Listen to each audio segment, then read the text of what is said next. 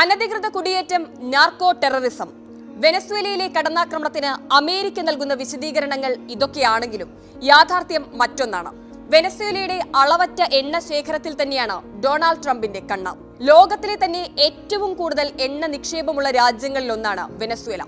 303.22 billion ബാരലാണ് വെനസ്വേലയുടെ crude oil ശേഖരം. അതായത് ലോകത്തിലെ തന്നെ എണ്ണ ശേഖരത്തിന്റെ 1/5 വഹിക്കുന്നത് വെനസ്വേലയാണെന്ന് സാരം. വെനസ്വേലയുടെ എണ്ണ വ്യാപാരം ഇനി അമേരിക്കൻ എണ്ണ കമ്പനികൾ ഏറ്റെടുക്കുമെന്ന ട്രംപിന്റെ പ്രഖ്യാപനത്തിൽ നിന്ന് തന്നെ ഇപ്പോഴത്തെ കടന്നാക്രമണത്തിന്റെ ലക്ഷ്യം വ്യക്തമായി കഴിഞ്ഞു. 200 ട്രില്യൺ ക്യൂബിക് അടി പ്രകൃതിവാതക ശേഖരം വെനസ്വേലയിലുണ്ട്. അതായത് ലോകത്തിലെ തന്നെ 34ാം സ്ഥാനം. പ്രകൃതിവാതകത്താൽ മാത്രമല്ല, ധാതു വിഭവങ്ങളാലും സമ്പന്നമാണ് വെനസ്വേല.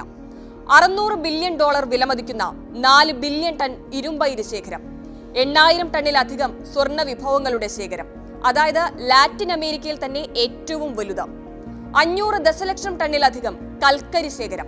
മാത്രമല്ല, ലോകത്തിലെ ആകെ പുനരുപയോഗിക്കാവുന്ന ശുദ്ധജല സ്രോതസ്സുകളുടെ 2% വെനസ്വേലയിലാണ്.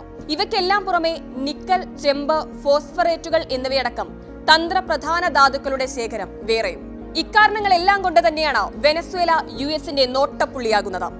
1976-ൽ വെനസ്വേലയുടെ എണ്ണ വ്യവസായ മേഖല ദേശസാൽക്കരിക്കുന്നതുവരെ യുഎസ് എണ്ണ കമ്പനികൾക്ക് അവിടെ നല്ല കൊയ്ത്തായിരുന്നു.